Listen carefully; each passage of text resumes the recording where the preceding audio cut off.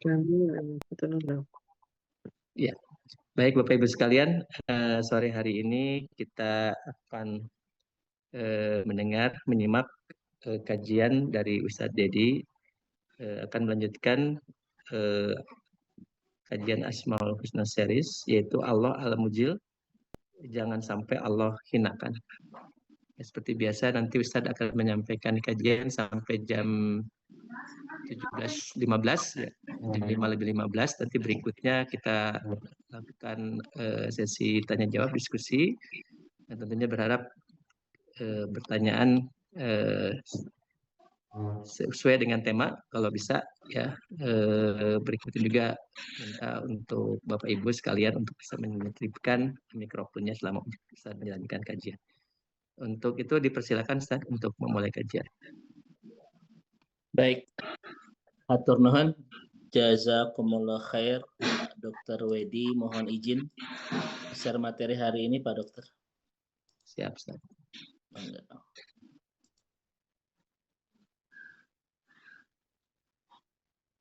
Sudah terlihat Pak Dokter, insya Allah? Sudah Ustaz. Baik, sudah terlihat. Baik.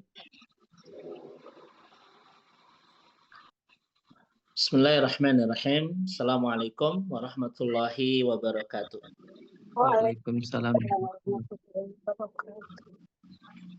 Alhamdulillahi rabbil alamin. Alhamdulillahilladzi anjala sakinah fi qulubil mu'minin liyazdadu imanan ma'a imanihim.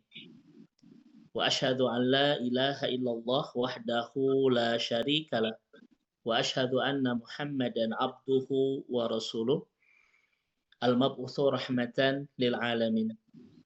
Allahumma aftah lana qulubana wa alhimna rusdana wahdina ila siratikal mustaqim. Wa sallallahu ala Muhammad sallallahu alaihi wasallam wa ala alihi wa sahbihi azmain. Jazakumullah khair.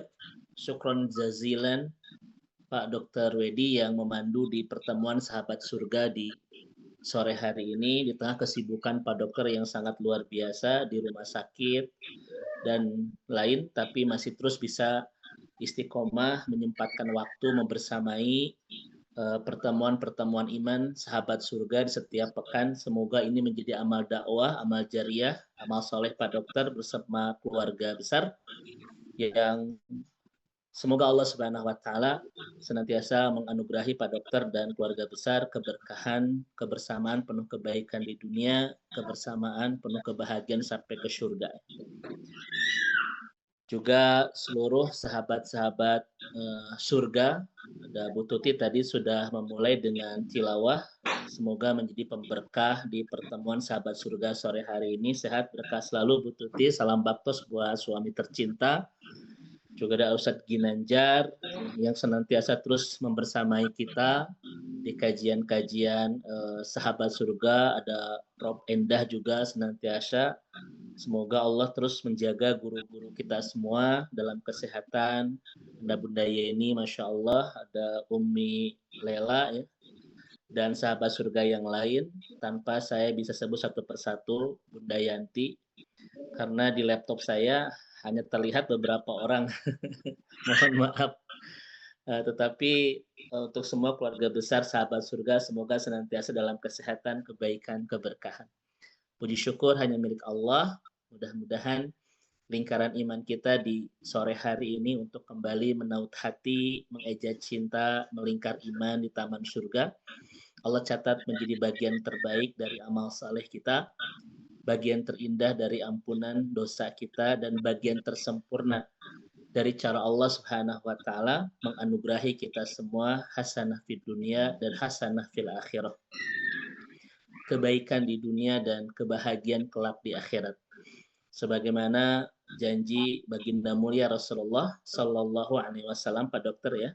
Man salaka tariqan fihi yaltamisu ilman sahalallahu bihi tariqan ilal jannah. Semua barang siapa yang terus berikhtiar dan berupaya untuk terus mencari ilmu, maka Allah akan semakin dekatkan ke pintu surga. Semoga lingkaran iman yang terus kita istiqomahkan setiap pekan ini semakin mendekatkan kita semua ke pintu surga. Karena kata Ahmad bin Hambal, kapan kita ini beristirahat? Ketika itu beliau menjawab, ketika langkah kaki kita sudah menapaki pintu surga. Semoga keistiqomahan kita dalam ketaatan di dunia ini mengantarkan langkah-langkah kaki ini terus semakin mendekati dan menapaki pintu surga. Sahabat surga yang semoga Allah rahmati dan Allah berkahi, di sore hari ini kita akan berkenalan, bertaaruf dengan salah satu nama Allah ya, yang akan menghadirkan perasaan terhebat di dalam hati kita, yaitu perasaan kita tidak ingin membesarkan diri ya, dan semakin tidak ingin berbuat kehilapan, kesalahan, dan kealfaan ya, di sisi Allah Subhanahu wa Ta'ala. Yaitu kita akan hidup bersama nama Allah Al-Mudhillu ya. Ini bisa diterjemahkan Allah yang maha menghinakan, atau Allah yang maha melemahkan, atau Allah yang maha merendahkan ya. Al-Mudhillu, Allah yang maha menghinakan atau merendahkan atau melemahkan. Al-Mudhillu. Dengan nama ini, kata salafus saleh membuat kita, Pak Dokter, semakin tidak ingin membesarkan diri di hadapan Allah dan semakin tidak ingin berbuat kehilafan, kealfaan, dan kesalahan di sisi Allah Subhanahu wa Ta'ala. Baik, Bapak dan Ibu sahabat surga yang semoga Allah rahmati dan Allah berkahi, siapa Allah Al-Mudhillu itu? Ya, Al-Mudhillu, yaitu Alladzi ya. Bapak Ibu sekalian, yaitu Allah yang menghinakan, merendahkan, atau melemahkan mayyasha min ibadihi, orang-orang yang Allah kehendaki dari hambanya, bihikmatihi, dengan hikmahnya ya, wa adlihi, dan dengan keadilannya. Al-Mudhil, Allah yang maha menghinakan, merendahkan, atau melemahkan hamba-hamba yang dia kehendakinya, tentu saja dengan hikmahnya dan keadilannya. Nah, Bapak Ibu sekalian, kadang Allah itu huwadillu qad yakunu fid dunya. Kadang Allah itu melemahkannya, menghinakannya di dunia, Pak Dokter. Dengan kefakiran, dengan kejatuhan, dengan kegagalan. Wa qad yakunu fil akhirah, atau menghinakan dan merendahkan seorang hamba itu kelak di akhirat. Ya. Indama yuhasibul insan, ketika menghisab manusia ala a'malihi, atas amal-amalnya ya. Kemudian menyiksanya sebagai balasan atas kemaksiatannya dan kesombongannya. Ini Allah Subhanahu wa Ta'ala Al-Mudhil. Di momen genting ini terlihat segera. Baik ya. Saya ulang lagi Bapak Ibu sekalian, siapa Allah Al-Mudhil itu? Allah yang menghinakan, merendahkan seseorang yang Allah kehendaki dari hambanya dengan hikmahnya dan keadilannya. Kadang Allah merendahkan seorang hamba itu di dunia dengan kefakiran, ya, dengan hazimah, dengan kejatuhan, ya, bisa kebangkrutan, bisa kehilangan, ataupun dengan kegagalan. Dan kadang Allah pun merendahkan dan menghinakan seorang hamba di akhirat, ya, yaitu dengan menyiksanya sebagai balasan atas kemaksiatannya dan ketakaburannya di dunia.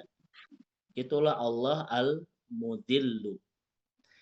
Baik, Bapak dan Ibu sahabat surga yang semoga Allah rahmati dan Allah berkahi, biasanya Pak Dr. Wedi, Al-Mudhillu itu dipakai dengan Al-Mu'izzu.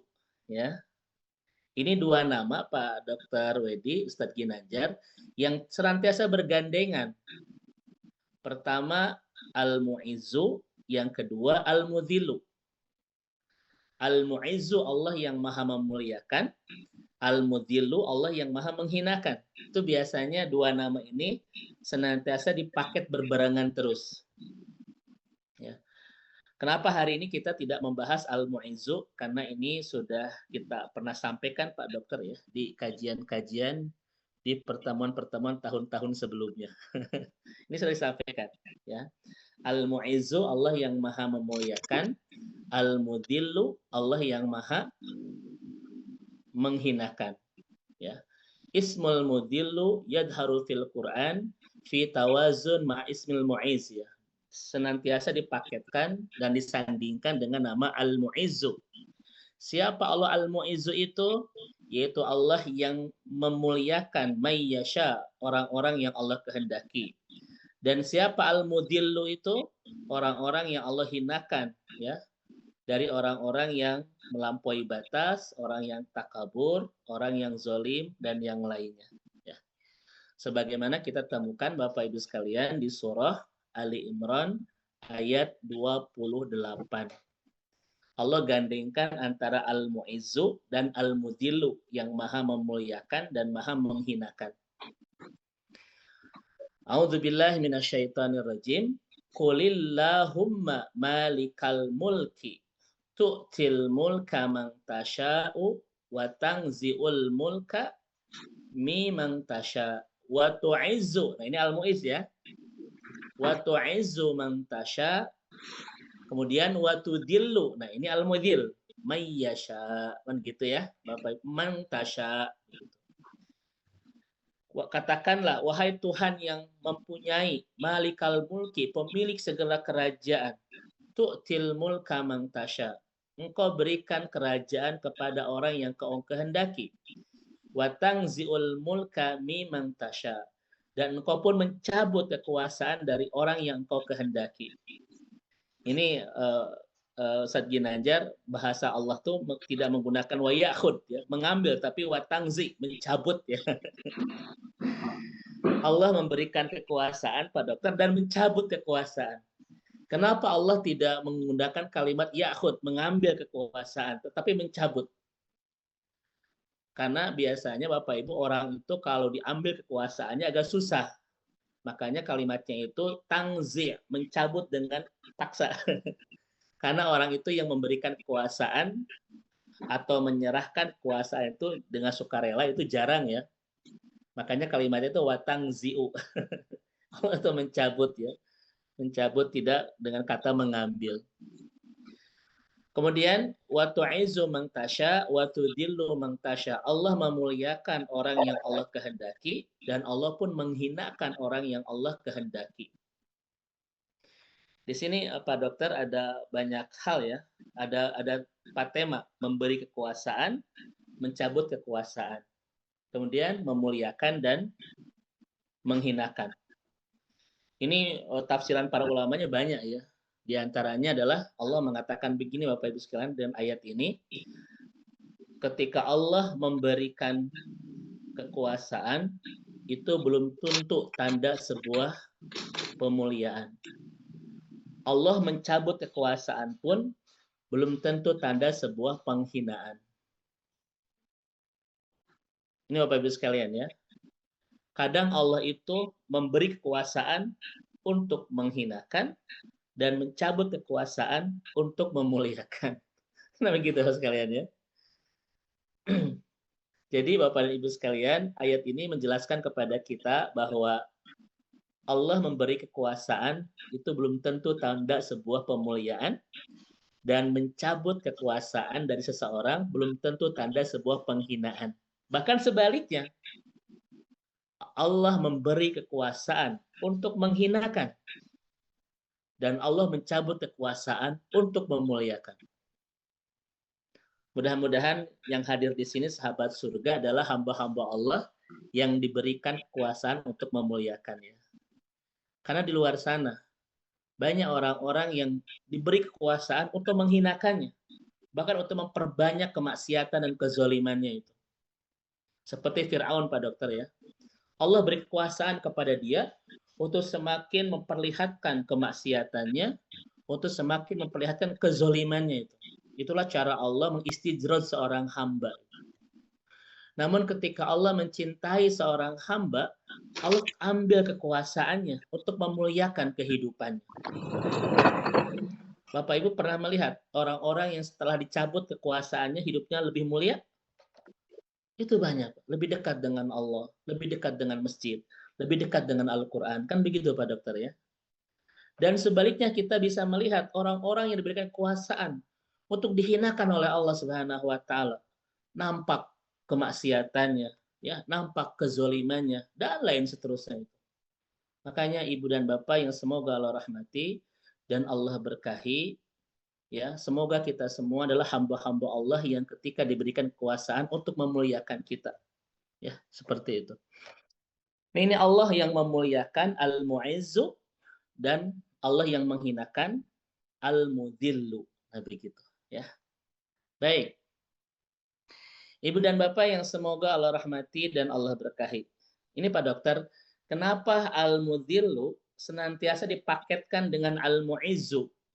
Allah yang maha menghinakan, Al-Mu'izzu Allah yang maha memuliakan, Al-Mudhillu Allah yang maha menghinakan.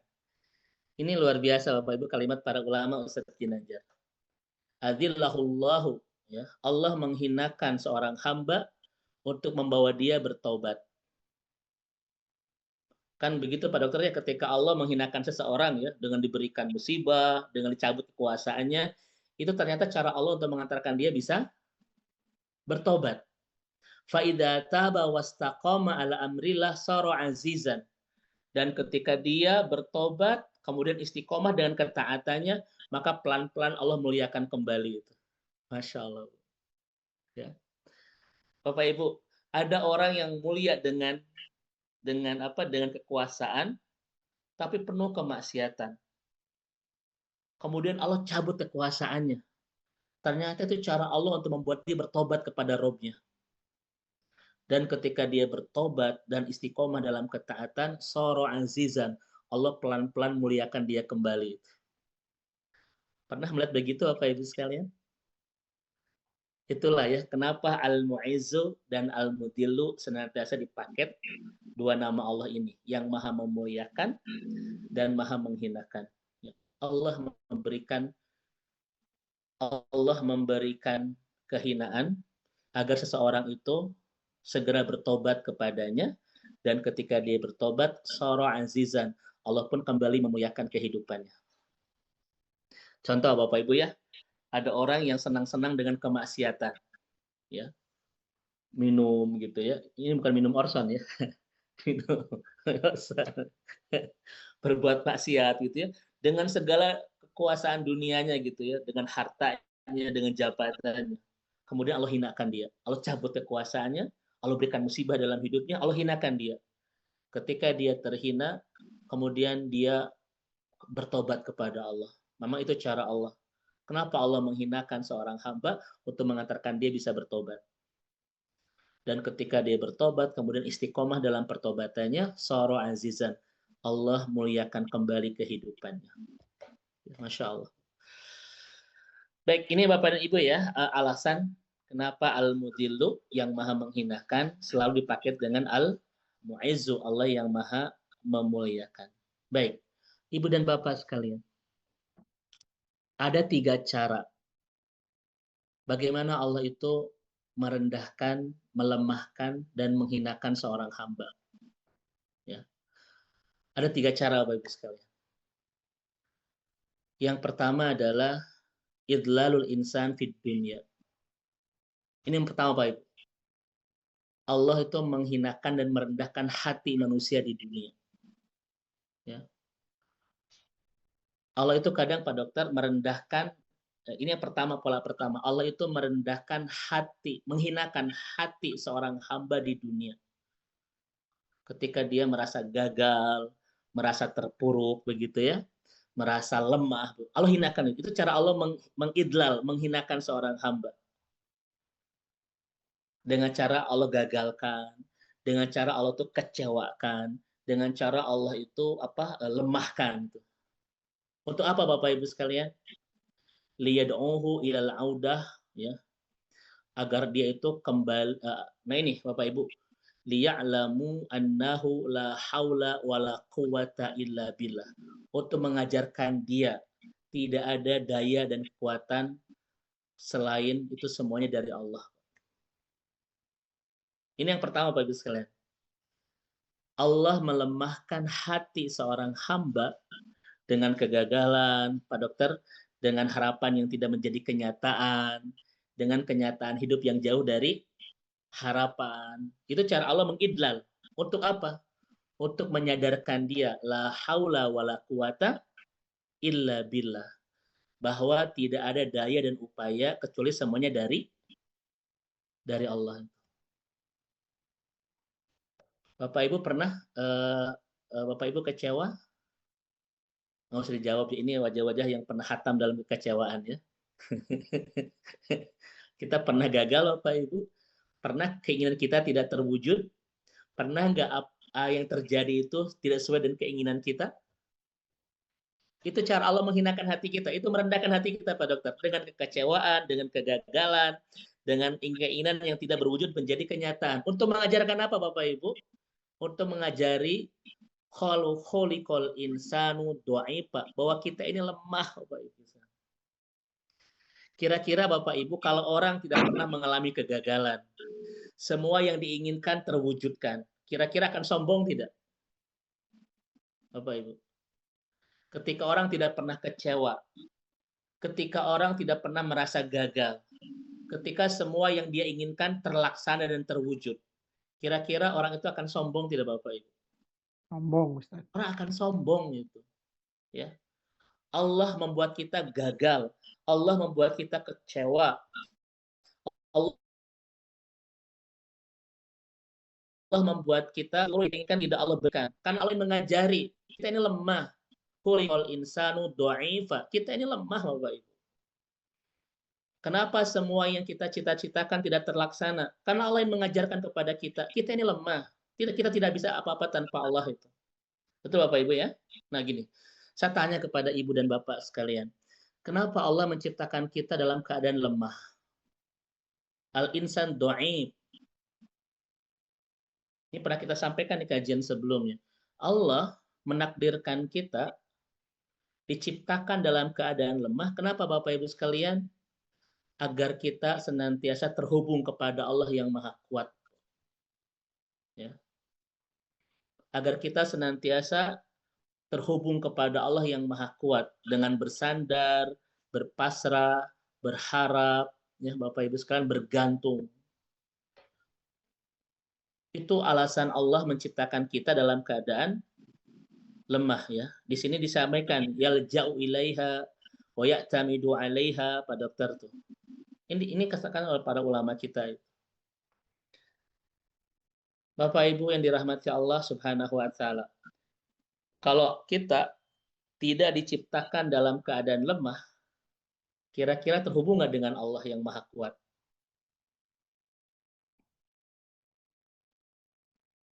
Dalam keadaan lemah saja, banyak di antara kita yang tidak terhubung dengan Allah yang Maha Kuat. Betul? Apalagi kalau Allah menciptakan kita dalam keadaan kuat. Rasanya kita tidak perlu Allah. Itu sekalian. Sekarang Pak Dokter, ada nggak orang yang merasa bahwa dia itu dengan ikhtiarnya itu bisa berhasil tanpa ada keterlibatan Allah dalam doa-doa terbaiknya? Ada nggak? Banyak. Merasa tanpa Allah dia bisa. Tanpa Allah dia bisa survive. Tanpa Allah dia bisa mampu. Makanya jarang berdoa, jarang bertawakal, jarang bergantung itu. Kenapa? Karena dia merasa dengan dirinya dia bisa. Itu sombong Bapak Ibu sekalian. Makanya kadang Allah itu menghinakan hati kita dengan kegagalan. Menghinakan hati kita dengan kekecewaan. Menghinakan hati kita dengan keinginan tidak Allah wujudkan. Kenapa?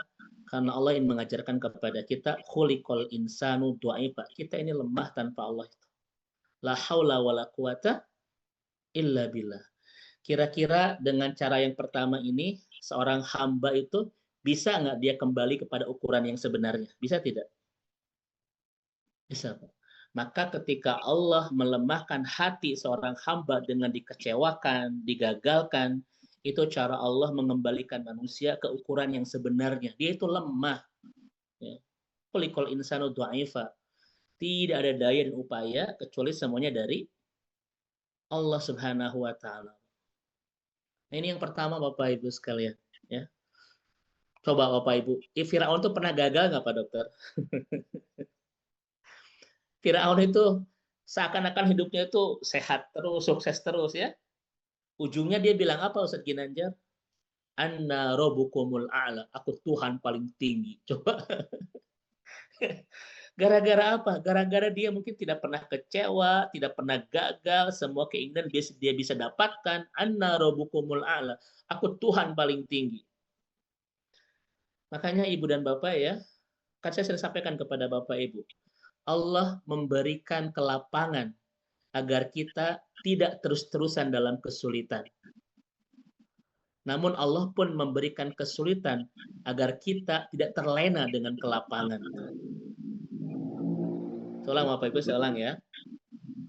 Allah memberikan kelapangan agar kita tidak terus-terusan dalam kesempitan. Maka tidak ada kesempitan yang terus-terusan Bapak Ibu. Allah mengatakan innamal usri yusron. Sesungguhnya bersama kesulitan itu ada kelapangan, ya kan? Begitu. Itu menunjukkan apa Pak Dokter? Allah tidak akan pernah memberikan kepada kita kesulitan terus-menerus. Ya.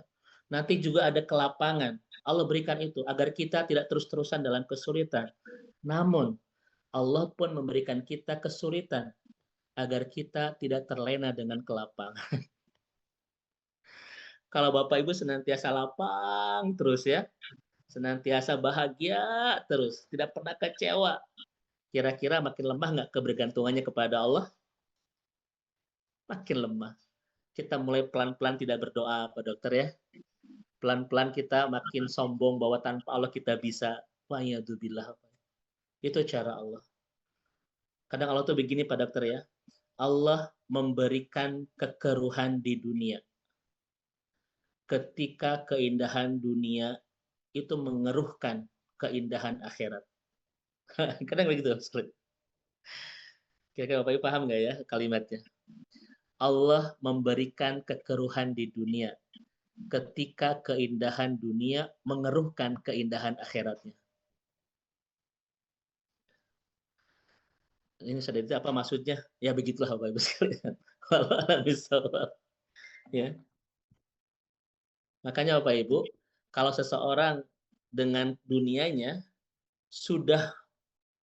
kalau seseorang dengan dunianya akan mengeruhkan masa depan akhiratnya, maka Allah keruhkan dunia dia. Karena khawatir keindahan dunianya itu mengeruhkan masa depan keindahan akhiratnya.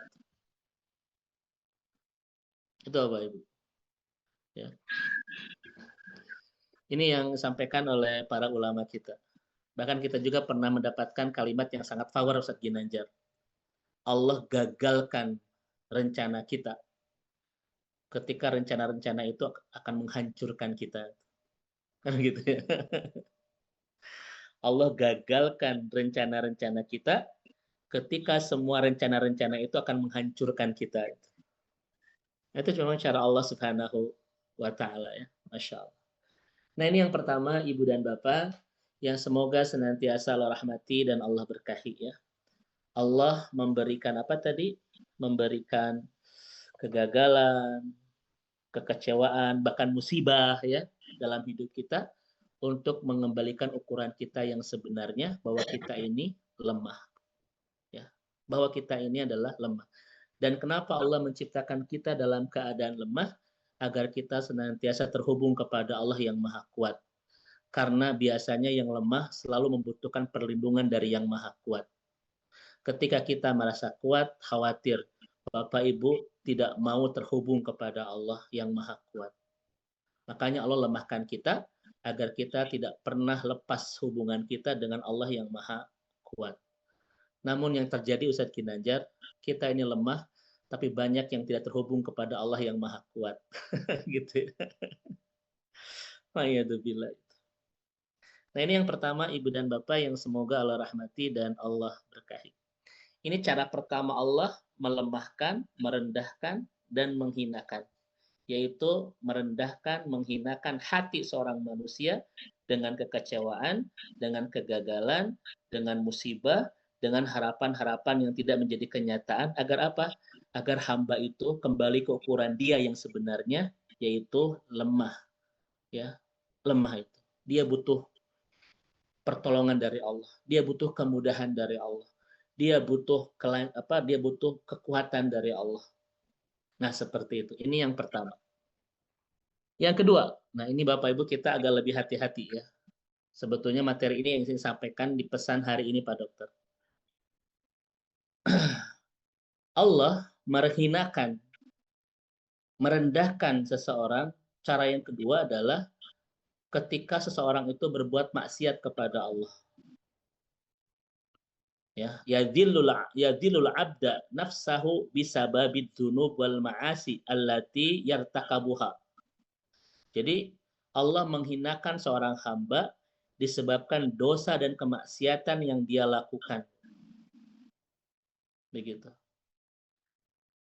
Jadi Bapak Ibu sekalian, kita lihat Qanunul Quran, ya. Ini adalah sunatullah yang pasti akan terus berlaku sepanjang sejarah manusia. Disebut oleh Dr. Samin Jazuli dengan sunatul kaun, undang-undang kehidupan. Apa itu undang-undang kehidupan yang pasti berlaku dalam kehidupan ini Bapak Ibu? Sababul khubud fi hayatil insan, yaitu maksiatullah. Satu-satunya penyebab kejatuhan manusia di kehidupan ini adalah bermaksiat kepada Allah. Ini disebut oleh Dr. Samin Jazuli dengan sunanul kaun, undang-undang kehidupan yang pasti akan berlaku ya sepanjang sejarah manusia. Bapak Ibu lihat dalam Al-Qur'an, semua kejatuhan umat-umat terdahulu pasti dengan satu sebab, yaitu maksiatullah, bermaksiat kepada Allah. Betul Bapak Ibu sekalian? Kenapa Nabi Adam diturunkan Bapak Ibu ke dunia? Bermaksiat kepada Allah. Kenapa Fir'aun ditenggelamkan di Laut Merah? Bermaksiat kepada Allah. Kenapa Qarun ditenggelamkan ke dalam tanah? Karena bermaksiat kepada Allah. Kenapa kaum Nabi Soleh, kaum Nabi Lut ya dan lain sebagainya, Allah itu hancurkan? Karena semuanya penyebabnya satu, yaitu bermaksiat kepada Allah. Maka siapapun yang saat ini membangun keindahan dunia lewat kemaksiatan, dia sedang merencanakan kejatuhan dalam kehidupan. Kisah umat-umat terdahulu, Bu Tuti, itu semuanya kenangan, tapi harus menjadi panduan, karena sejarah senantiasa terulang. Salam Bapak Ibu ya. Kisah umat-umat terdahulu dalam Al-Quran, itu semuanya kenangan, tapi harus dijadikan panduan. Kenapa? Karena sejarah akan terulang dalam kehidupan. Siapa yang melakukan hal yang sama, dia pun akan mendapatkan konsekuensi yang sama. Dan Al-Quran menjelaskan seluruh kejatuhan manusia di kehidupan dunia ini penyebabnya satu, yaitu bermaksiat kepada Allah. Betul Bapak Ibu sekalian. Maka siapa yang membangun istana keindahan dunia lewat kemaksiatan, dia sedang merencanakan kejatuhan dalam kehidupan. Karena itu undang-undang Al-Quran Bapak Ibu sekalian. Ya, ini undang-undang Al-Quran. Contoh Bapak Ibu coba lihat di surah Toha 124. A'udzubillahi minasyaitonirrajim. Wa man a'rada an dzikri fa inna lahu ma'isyatan dongka wa nahsuruhum yaumal qiyamati a'ma.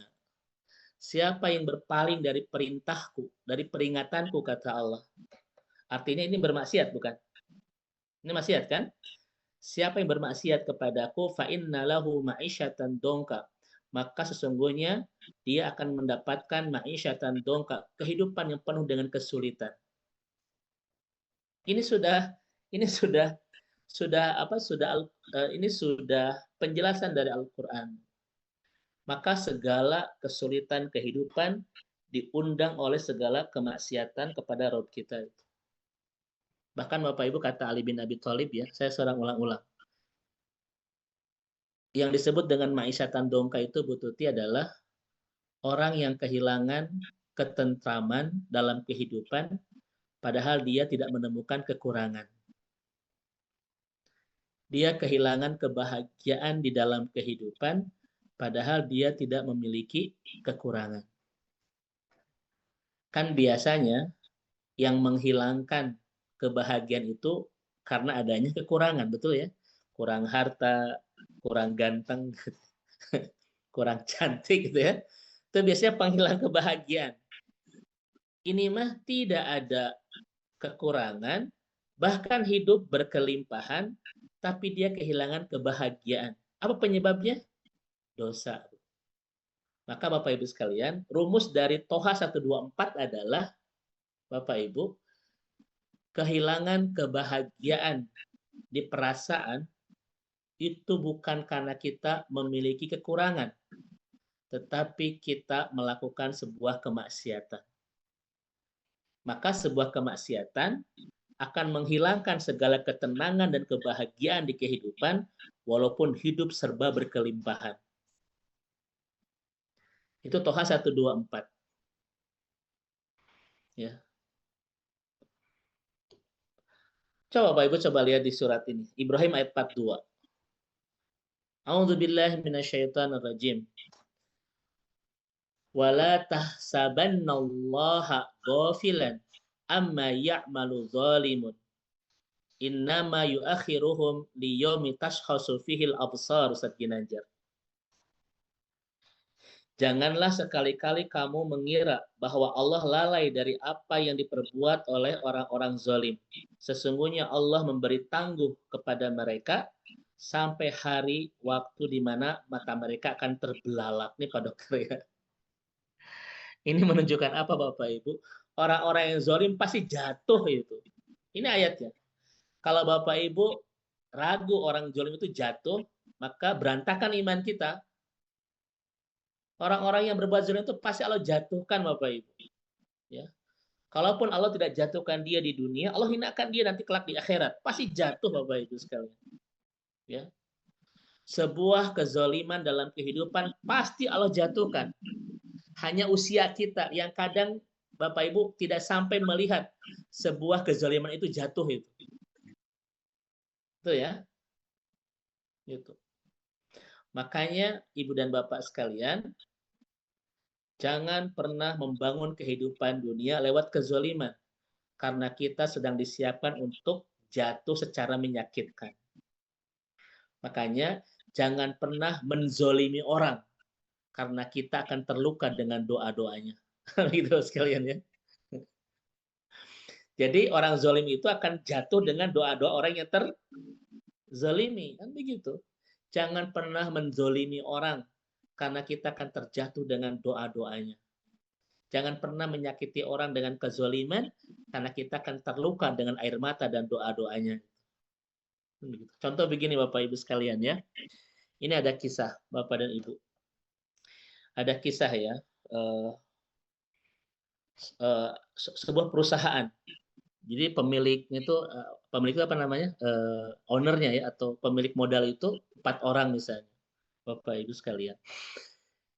Kemudian ada satu owner ini yang dia zolim, dia ambil kekayaan perusahaan itu sampai bangkrut Bapak Ibu sekalian. Jadi 4-4-nya bangkrut kan? Karena seorang ini zolim, dia itu kalau bahasa kita korupsi lah ya, di perusahaan itu sampai perusahaannya kolap kemudian jatuh. Kemudian 4 orang ini Pak Dokter kembali membangun perusahaan. Maka yang 3 tadi akan Allah sukseskan, yang 1 ini Allah akan terpurukan itu. Nah, begitu. Ya. Yang 3 tadi kan terzolimi kan, sehingga dia berjatuh kan. Tetapi Allah pasti akan muliakan dia dengan kesuksesan ketika dia bangun perusahaan yang lain. Tapi yang ngambil ini, yang zolim ini, Allah akan terpurukan itu. Nah, begitu. Ini Bapak Ibu dirahmati Allah Subhanahu wa Ta'ala ya, terkait dengan kezaliman. Oleh karena itu, saya tanya kepada Ibu dan Bapak yang semoga Allah rahmati dan Allah berkahi. Kenapa Allah itu, Bapak Ibu sekalian, menjatuhkan orang-orang yang maksiat? Kenapa? Kalau kita berbuat maksiat, Pak Dokter, pasti Allah jatuhkan itu. Allah jatuhkan dengan ujian, Allah jatuhkan dengan musibah. Itu kenapa gitu Bapak Ibu sekalian? Jawabannya adalah kepada Allah. Betul Bunda, Masya Allah. Di sini para ulama mengatakan hadadillu yakunu tadhkiran lahu bidorurati taubah wal audah ilallah. Karena ketika dia jatuh, itu cara terbaik Allah untuk mengantarkan dia bertobat kembali kepada Rabb-Nya. Ini Bapak Ibu sekalian. Jadi ketika Allah menjatuhkan orang-orang yang maksiat itu karena benci? Bukan. Karena Allah ingin mengembalikan dia untuk bertobat kepadanya. Kira-kira kalau orang berbuat maksiat, Bu Tuti, tapi hidupnya baik-baik saja, aman-aman saja, happy-happy saja, kira-kira dia punya momentum nggak untuk bertobat kepada Allah? Tidak. Itu cara Allah, Bapak Ibu. Makanya kita lihat dalam kitab Dr. Wedi, Ad-Da'u wad-Dawa karangan Ibnu Qayyim al-Jauziyah. Begitu banyak dampak kemaksiatan dalam kehidupan kita. Sampai sekian puluh itu yang disampaikan oleh Ibnu Qayyim Serginanjar. Tetapi semua itu cara Allah untuk membuat kita kembali kepada Allah. Karena ketika orang berbuat maksiat, kemudian Allah jatuhkan, maka itulah momentum di mana dia akan terhentak dadanya untuk berlari mendekat kepada Allah, meminta maaf dan memperbaiki hubungan dengan Allah Subhanahu wa taala. Itulah cara Allah, Bapak Ibu sekalian. Ya. Kita Bapak Ibu menemukan banyak fakta, Dr. Dedi, ya. Banyak orang yang hijrah, banyak orang yang bertobat dari kemaksiatan di masa lalu setelah Allah berikan kejatuhan dalam kehidupan. Betul? Masya Allah ya. Tapi kita jangan menunggu dijatuhkan dulu Bapak Ibu ya untuk kan kata Rasul begini Bapak Ibu di hadis riwayat Imam Ahmad yang panjang itu ya. Fa in tabu fa anna habibuhum. Fa in lam yatubu fa anna tabibuhum. Hadis riwayat Imam Ahmad. Ketika mereka bertobat, aku jadi kekasih bagi mereka. Ketika mereka tidak bertobat, aku jadi dokter bagi mereka. Itu kata Allah, hadis qudsi. Fa in tabu fa ana habibuhum. Ketika mereka bertobat dari kesalahannya, anna habibuhum. Aku jadi kekasih bagi mereka. Fa in lam yatubu fa anna tabibuhum. Ketika mereka tidak bertobat gara-gara kemaksiatannya, aku jadi dokter bagi mereka. Dalam hadis ini, saya sudah menyampaikan kepada Bapak Ibu, posisi Allah itu jadi kekasih atau jadi dokter. Nah, ini Pak Dokter ya. Punten Pak Dokter. Ternyata dokter juga dibahas dalam hadis ya. Saya bertanya kepada Bapak Ibu, ya. Apa yang disebut dengan Allah jadi dokter? Mengobati, Ustaz. Mengobati Allah sekalian. Kalau orang itu bertobat, Allah langsung jadi kekasih. Tapi kalau orang itu tidak bertobat, Allah akan mengobatinya itu. Ya kan? Dengan cara diberikan dulu air mata, diberikan dulu luka, kan diberikan dulu musibah, baru setelah itu dia kembali kepada Allah. Itu yang disebut dengan jadi dokter itu begitu. Itu Bapak Ibu dirahmati Allah Subhanahu wa taala. Makanya Pak Dr. Ustaz Ginanjar, kalau seseorang itu bermaksiat kepada Allah dan hidupnya ingin baik-baik saja, maka dia sudah suudzon kepada Allah. Salam Bapak Ibu. Kalau seseorang berbuat maksiat, tapi ingin hidupnya tetap baik-baik saja, dia sudah suudzon sama Allah. Kenapa Dr. Wedi? Karena Allah pasti akan memberikan teguran kepada orang-orang yang maksiat dengan dilukai perasaannya, dengan dideraskan air matanya, dijatuhkan kehidupannya. Untuk apa? Agar dia kembali dan bertobat kepada Allah. Itu Bapak Ibu sekalian. Maka satu prinsipnya Pak Dokter, di setiap kemaksiatan ada kehinaan di masa depan. Memang itu cara Allah membuat kita untuk kembali memperbaiki diri. Jadi kemaksiatan itu merampas kebahagiaan di masa depan. Kemaksiatan itu hutang Bapak Ibu yang akan dibayar oleh kebahagiaan-kebahagiaan kita di masa depan. Artinya hari-hari esok itu pasti banyak masalah gitu kalau kita bermaksiat hari ini, ya kan? Tetapi itulah cara Allah agar seorang hamba ini bisa kembali mendekat, merapat dan bertobat kepada Rabb-Nya. Ya, begitu. Mudah-mudahan Ibu dan Bapak sekalian, segala kan Rasul mengatakan begini. Kalau Allah memberikan kebaikan seorang hamba, Pak Dokter, azzala lahul uqubah fid dunya. Allah segera berikan hukuman dosanya di dunia.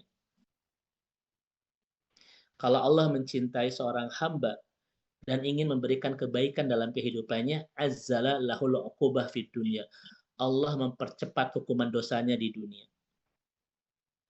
Namun ketika Allah tidak ingin memberikan kebaikan kepada seorang hamba, amsaka indahu hatta yuwafa bihi yaumal qiyamah. Allah tahan hukuman dosanya di dunia dan Allah berikan kelak di akhirat. Nah, pertanyaan saya kepada Bapak Ibu, ketika kita berkhilaf, ingin Allah percepat hukuman di sini atau di sana? Ketika kita berdosa kepada Allah, ingin dipercepat hukumannya di dunia atau di akhirat? Saya pengen di dunia. Saya pengen di dunia, Bu Tuti. Kenapa? Karena ketika Allah mempercepat hukuman dosa di dunia, itu tanda Allah mencintai seorang hamba. Karena ketika dia dihukum di dunia, dia akan bertobat tidak, Bu Tuti? Abang bertobat tidak ketika Allah hukum dosa di dunia itu? Tobat. Tapi kalau Allah tidak memberikan kebaikan kepada seorang hamba, Ginanjar kata Nabi, Allah tahan hukuman dosanya di dunia dan Allah tunaikan di akhirat. Kalau kita ditunaikan di akhirat, Bapak Ibu sekalian, itu tanda Allah tidak mencintai kita. Dan ketika Allah tunaikan hukuman dosa-dosa kita di akhirat, tidak ada kesempatan lagi kita memperbaiki diri. Betul tidak? Makanya Bapak Ibu sekalian, karena kita kan tidak akan mungkin tidak pernah berdosa ya. Saya pastikan kita ini tidak ada yang tidak berdosa, Bapak Ibu. Tidak ada banyak keterangan dari Rasulullah-nya itu ya. Kalau kita tidak berdosa, Allah akan hancurkan kita. Allah ganti dan kaum yang berdosa, dan setelah itu mereka minta maaf kepada Allah. Kan begitu. Artinya tidak mungkin ada seorang hamba tidak berdosa itu. Tetapi ketika kita berdosa dan berkhilaf kepada Allah, semoga Allah mengampuni dosa-dosa kita. Semoga Allah mempercepat hukumannya di dunia, Bapak Ibu, agar kita nanti bersih di akhirat. Ya. Nah, itu tanda, Ustadz, bagaimana cara Allah mempercepat hukuman dosa seorang hamba di dunia tadi, Bapak Ibu, dengan diberikan kejatuhan tadi, dengan diberikan apa tadi, air mata, Pak Dokter ya, diberikan luka, diberikan ujian. Itu cara Allah mempercepat hukuman dosa kita di dunia. Karena kata Rasulullah di hadis Muslim, ketika seorang muslim, seorang mukmin bersabar dengan segala ujian-ujian Allah, ujian sakit, ujian ini, ujian itu, Allah gugurkan semua dosa-dosanya seperti pepohonan menggugurkan semua dedaunannya itu. Masya Allah. Baik, Ibu dan Bapak yang semoga Allah rahmati dan Allah berkahi. Sekarang kita masuk yang ketiga, Bapak Ibu. Ya. Yang pertama, Allah hinakan hati kita dengan kegagalan dan lain sebagainya, agar kita kembali ke ukuran kita yang sebenarnya, bahwa kita ini manusia yang lemah butuh Allah. Yang kedua, Allah menghinakan dan merendahkan kita akibat kita berdosa. Untuk apa? Agar kita bertobat dan kembali kepada Allah. Dan setelah itu Allah muliakan kita tidak, Bapak Ibu? Sara azizan, Allah pelan-pelan Ginanjar akan kembali memuliakan hidup kita. Nah, yang terakhir Pak Dokter. Cara Allah menghinakan seseorang adalah idlalul kufar fil akhirah. Allah hinakan orang-orang kafir kelak di akhirat. Ini Bapak Ibu. Fil akhirah, ya, di akhirat orang-orang kafir akan dihinakan. Zaza'adul mihim, akibat balasan akibat kezalimannya dan kekufurannya, ya. Walaupun hidup mereka di dunia itu penuh dengan keberlimpahan, tetapi sesungguhnya kelak di akhirat Allah akan hinakan mereka dengan azab yang sangat pedihnya. Jadi Bapak Ibu mari kita lihat ya. Ini hadis Rasulullah dari Imam Muslim. Ad-dunya sijnul mu'minin wa jannatul kafirin. Dunia itu penjaranya orang-orang beriman dan surganya orang-orang kafir. Tapi Bapak Ibu jangan syirik ya dengan hadis ini. Syirik Bapak Ibu ya. Dunia itu apa? Penjaranya orang-orang beriman dan surganya orang-orang kafir, Bapak sekalian. Ustaz, kalau begitu saya jadi kafir. Jangan Bapak Ibu ya, jangan syirik ini ya. Baik, mari kita lihat bagaimana cara Imam An-Nawawi menjelaskan hadis ini, Pak Dokter. Kenapa Nabi mengatakan ad-dunya sijnul mu'min wa jannatul kafir? Kenapa dunia itu penjara bagi orang beriman dan surga bagi orang kafir? Kata Imam An-Nawawi, karena orang beriman, Bapak Ibu, di dunia ini masjun, Pak, terpenjara. Ya, kenapa Bapak Ibu? Tidak boleh mengumbar syahwat, ya, tidak boleh mengumbar maksiat. Seakan-akan terpenjara Bapak Ibu ya, karena banyak larangan kan? Tidak boleh mencuri, tidak boleh ini, tidak boleh itu kan? Seakan-akan itu menjadi penjara. Dan orang-orang kafir, Bapak Ibu, tidak ada aturan. Coba Bapak Ibu saya tanya, ada nggak dalam Al-Quran aturan hidup bagi orang-orang kafir? Ada nggak? Nggak ada, mereka bebas, silakan. Tapi orang beriman diatur semuanya seakan-akan di penjara, Pak Dokter. Ada nggak, Bapak Ibu, adab orang kafir ketika bertetangga? Ada nggak, Bapak sekalian? Di Al-Quran kita tidak akan pernah menemukan aturan hidup bagi orang-orang kafir. Karena mereka dibebaskan, silahkan Bapak Ibu. Betul nggak? Sementara kita bebas nggak, Ustaz Ginanjar? Segalanya diatur seakan-akan kita di penjara kan? Tidak boleh umbar syahwat, tidak boleh umbar ini, umbar itu, umbar aurat, dan sebagainya. Sementara mereka, orang kafir, ada aturan? Bebas, mangga. Saya tanya Bapak Ibu di sini, ingin diatur atau ingin bebas? Diatur, Ustaz. Itulah Bapak Ibu yang disebut dengan dunia itu penjaranya orang beriman dan surganya orang kafir. Orang beriman di kehidupan dunia diatur segalanya. Dari mulai hati juga diatur oleh Allah Bapak Ibu. Bagaimana cara kita berprasangka, berperasaan, Pak Dokter ya. Bagaimana cara hidup, bagaimana cara rumah tangga, bagaimana cara bertetangga, bagaimana cara bermasyarakat, bagaimana cara bernegara, bagaimana cara berbisnis, berniaga, bagaimana cara mengelola uang, semua diatur oleh agama ini. Seakan-akan kita tidak punya kebebasan. Semua diatur. Ada nggak Bapak Ibu aturan orang-orang kafir dalam Al-Quran? Tidak ada. Silakan mereka memperbuat apapun. Tidak ada aturan dari Allah Subhanahu Wa Taala. Betul? Itulah yang disebut dengan surganya orang-orang kafir. Tapi, Bapak Ibu sekalian, aturan-aturan hidup bagi orang-orang beriman itu cara Allah memuliakan orang ini di dunia dan dia akan mendapatkan kemuliaan kelak di akhirat. Sementara orang kafir, Pak Dokter, dia menemukan surga di dunia karena hidupnya tidak ada aturan, tetapi dia akan Allah hinakan kelak di akhirat. Nih Bapak Ibu ayatnya. Innal ladina yastakbiruna an ibadati sayadkhuluna jahannama dakhirin. Sesungguhnya orang-orang yang menyombongkan diri, tidak mau beribadah kepadaku, akan masuk neraka jahanam dalam keadaan dakhirin. Ini bukan dalam keadaan dahar, bukan ya. Dalam keadaan hina. Arti dakhirin di sini bukan dahar. Ini bagus sekali. Ya. Orang-orang yang menyombongkan diri tidak mau beribadah kepada aku, kata Allah, artinya kafir, mereka akan masuk ke neraka jahanam dakhirin dalam keadaan hina itu. Ini Bapak dan Ibu. Maka bersabarlah ketika Allah mengatur kehidupan kita di dunia. Kenapa Bapak Ibu?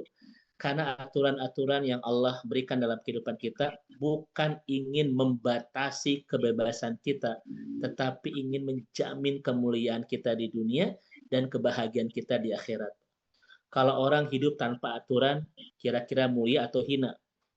Pak Dokter coba. Saya tanya kepada Bapak Ibu.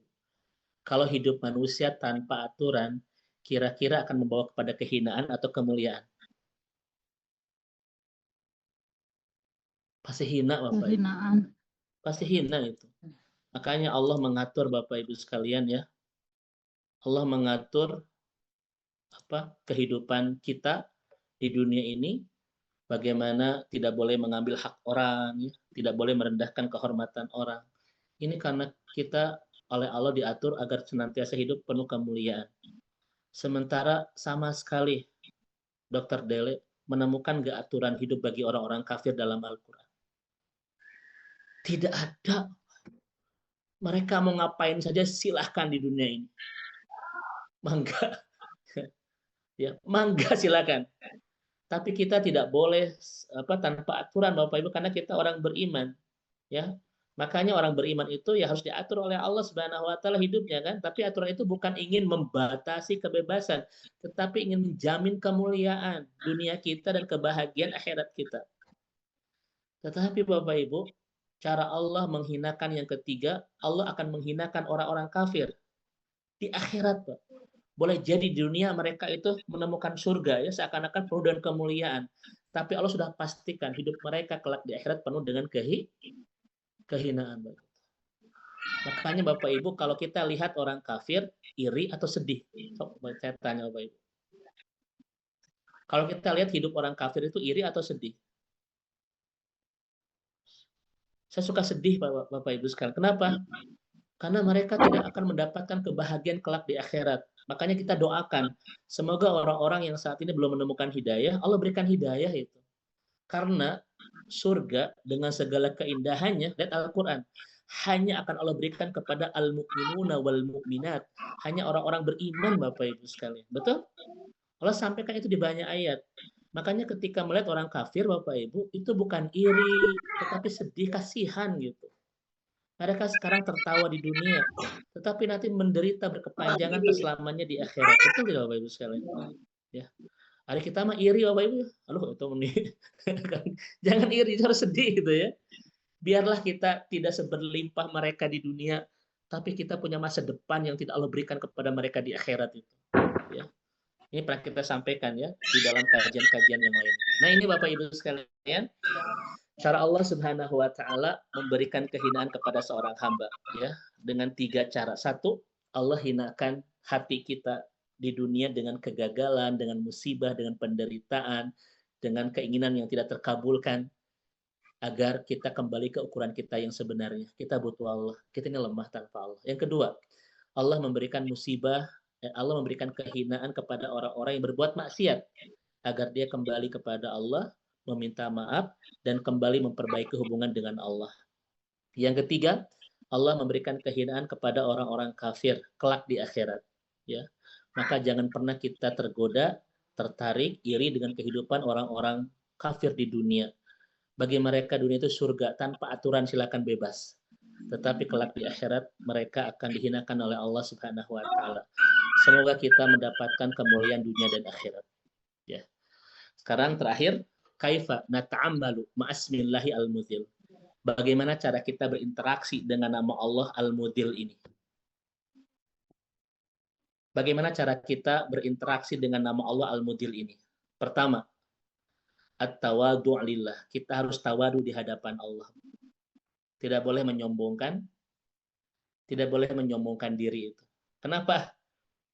Kita tidak boleh membesarkan diri Bapak Ibu di hadapan Allah karena memang kita ini lemah, kecil, tak pantas kita membesarkan diri, apalagi di hadapan Allah yang maha besar. Kalau kita Bapak Ibu berhasil membesarkan Allah di hati kita, kita tidak mungkin membesarkan diri di hadapan Allah. Namun ketika orang gagal membesarkan Allah ya di kehidupan dia, maka dia akan mudah membesarkan diri di hadapan Allah. Betul Bapak Ibu sekalian? Dan tadi kita sampaikan cara Allah menghinakan yang pertama adalah menghinakan seorang hamba dengan kegagalan dan sebagainya agar kita tidak sombong di hadapan Allah, agar kita merendah di hadapan Allah bahwa kita memang dhaif. Ini yang pertama Bapak Ibu sekalian. Dan saya sudah sampaikan Bapak Ibu at-tawadhu ya aqrabut thoriq ila sama. Jadi tawadu itu kan membumi ya. Membumi itu jalan terdekat kita untuk menuju langit. Tawadu itu aqrabut thoriq ila sama. Kalau orang makin tawadu, makin membumi, itu akan cepat melangit Bapak Ibu. Artinya akan cepat dimuliakan. Bapak Ibu senang nggak kepada orang-orang yang tawadu? Makanya kalau orang merendah Bapak Ibu, itu jalan tercepat dia untuk melangit. Artinya dia akan dimuliakan. Karena setiap hati senang dengan orang-orang yang tawadu. Betul tidak? Tapi kalau kita melangit, membesarkan diri, orang-orang akan menghinakan kita. Karena setiap hati tidak suka kepada yang sombong. Betul nggak Bapak Ibu sekarang? Nah ini ya, ini yang pertama. Tawadhu lillah. kita akan merendah di hadapan Allah. Kenapa Bapak Ibu sekalian? Karena memang kita ini lemah. La haula wala quwata illa billah. Tanpa cinta kita tidak akan bisa merasakan apa-apa. Tanpa ilmu kita tidak akan bisa membangun apa-apa. Tanpa Allah kita tidak apa-apa, tidak bisa apa-apa, bukan siapa-siapa dan tidak bisa berbuat apa-apa. La haula wala quwata illa billah. Itu yang pertama, Bapak Ibu.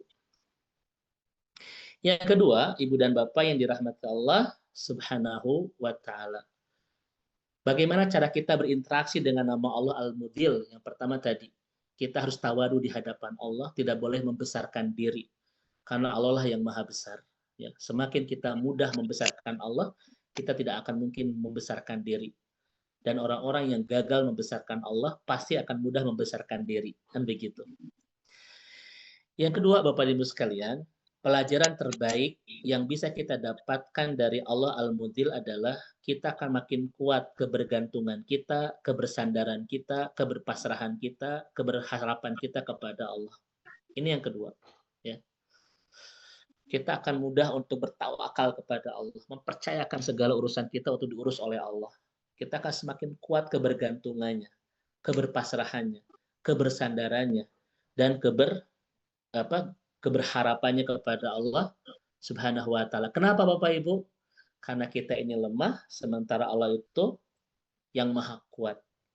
Dan kemarin sudah kita sampaikan di kajian minggu kemarin, seorang hamba yang lemah, ketika dia bergantung kepada Allah yang maha kuat, maka Allah akan menganugerahi dia sebuah kekuatan. Maka siapapun yang bersama Allah tidak akan pernah lemah. Karena dia sudah tepat bergantung kepada Allah yang maha kuat. Betul? Makanya kata Allah, wasta'in billah wala ta'jiz. Mohonlah pertolongan kepada Allah dan janganlah lemah. Itu kata Rasulullah Shallallahu Alaihi Wasallam. Ya. Ini yang keberapa Bapak Ibu sekalian? Dua. Yang kedua ya. Dua. Yang pertama kita akan makin bertawadu kepada Allah.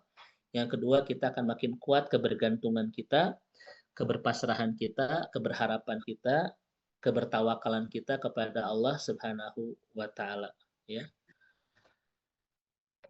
Kemudian yang ketiga, Bapak Ibu sekalian yang dirahmati Allah Subhanahu wa taala, kita akan senantiasa memperbanyak istighfar dan pertobatan kepada Allah. Ya. Ini poin yang ketiga. Agar apa Bapak Ibu sekalian? Agar semua dosa-dosa kita yang akan menyebabkan kita jatuh, terhina itu Allah ampuni sehingga kita tetap di dalam kemuliaan. Kan saya pernah sampaikan kepada Bapak Ibu. Istighfar itu kan artinya ghafaro yaghfiru, Ustaz Ginanjar, ya, menutup. Istighfar itu dari ghafaro yaghfiru artinya sataro yasturu, menutup. Ketika Bapak Ibu beristighfar kepada Allah, kita sedang meminta kepada Allah untuk menutup. Pertama, menutup aib. Agar segala kemaksiatan kita tidak Allah perlihatkan di hadapan yang lain. Ada nggak di antara Bapak Ibu yang ingin segala kemaksiatan kita dibongkar di hadapan yang lain? Tidak ada, maka tutuplah dan memperbanyak istighfar. Karena istighfar itu fungsinya untuk menutup semua kisah tentang keburukan dan aib-aib kita, sehingga tidak Allah perlihatkan di hadapan yang lain. Biarlah cerita dosa, kisah kemaksiatan, dan episode keburukan-keburukan hidup kita hanya Allah yang tahu. Allah tidak akan pernah membongkar dan memperlihatkan di hadapan yang lain kalau kita senantiasa memperbanyak istighfar kepada Allah. Ya. Yang kedua, ketika kita beristighfar kepada Allah Subhanahu wa taala, Bu Tuti, kita sedang minta kepada Allah untuk menutup lubang kemaksiatan yang kita pernah jatuh ke dalamnya, agar kita tidak jatuh ke lubang yang sama berulang-ulang di masa depan. Ya, kita pinta Bapak Ibu, ya Allah, tutuplah semua lubang-lubang kemaksiatan yang aku pernah jatuh di dalamnya di masa lalu, agar aku tidak pernah terjerembab kembali ke lubang yang sama berulang-ulang. Caranya bagaimana? Perbanyak istighfar. Ada nggak orang-orang, Bu Tuti, yang kemaksiatannya itu lagi, itu lagi, itu. Setiap tahun dia lalui kemaksiatan sama, itu terus. Gibah terus ya. Terus saya. Kenapa sampai ada orang Ustadz Ginanjar itu dosanya terus berulang-ulang di lubang yang sama tetap karena dia tidak meminta kepada Allah untuk menutup lubang-lubang kemaksiatan itu sehingga dia mudah terjatuh dan terjerembab ke dalamnya berulang-ulang sepanjang kehidupannya itu. Pintakan kepada Allah dan istighfar-istighfar terbaik kita. Biarlah Allah menutup aib-aib kita dan biarlah Allah yang menutup lubang-lubang kemaksiatan yang pernah jatuh di dalamnya itu agar kita tidak pernah terjatuh lagi. Ya. Bagaimana caranya Bapak Ibu? Perbanyak istighfar kepada Allah Subhanahu wa taala. Dan yang ketiga, kenapa kita harus banyak istighfar kepada Allah? Kita meminta kepada Allah agar tidak memperkarakan dosa kita di dunia dan tidak memperkarakan dosa kita kelak di akhirat. Bapak Ibu sekarang lihat kehidupan kita, semuanya baik-baik saja. Kerjaan lancar, keluarga lancar, rezeki lancar, sehat. Apakah kita tidak punya dosa? Semua berjalan baik-baik saja di kehidupan ini, bukan berarti kita tidak punya dosa, tapi kita punya Allah yang menutup dosa-dosa kita. Tidak Allah perkarakan itu. Saya tanya kepada ibu dan bapak sekalian sahabat-sahabat surga. Kalaulah Allah memperkarakan setiap dosa kita, apakah kehidupan kita saat ini akan baik-baik saja? Mual, Ustaz. Tidak mungkin. Bahkan kita sudah tidak ada di kehidupan ini. Karena kita sudah babak belur, Bu. Kalau Allah langsung menghukum setiap dosa yang kita lakukan itu. Tapi kenapa sampai saat ini hidup kita baik-baik saja? Itu karena Allah, Bapak Ibu, itu menutup dan tidak memperkarakan dosa-dosa kita di dunia. Allah Maha baik, Bapak Ibu. Setiap hari kita hantarkan kemaksiatan kepada Allah, seakan-akan kita punya Tuhan lain selain Allah. Namun setiap hari pula, Allah hantarkan kebaikan dalam kehidupan kita, seakan-akan tidak ada hamba lain kecuali kita itu. Masya Allah. Ya, Ustadz, bagaimana agar hidup saya baik-baik saja, pas saya banyak dosa? Perbanyak istighfar. Itu caranya. Dan sebagaimana Allah tidak memperkarakan dosa-dosa kita di dunia, Allah pun tidak akan pernah memperkarakan dosa-dosa kita kelak di akhirat. Karena kita banyak dosa. Tapi ketika di akhirat, Allah perlihatkan semua dosa kita, langsung Allah ampuni, dan kita dipersilakan masuk surga itu. Itu kalau kita memperbanyak istighfar, Bapak dan Ibu. Setiap kita punya kisah tentang dosa di masa lalu. Setiap kita punya episode kemaksiatan di masa lalu. Setiap kita punya kisah-kisah tentang keburukan dan aib-aib di masa lalu. Ya kan?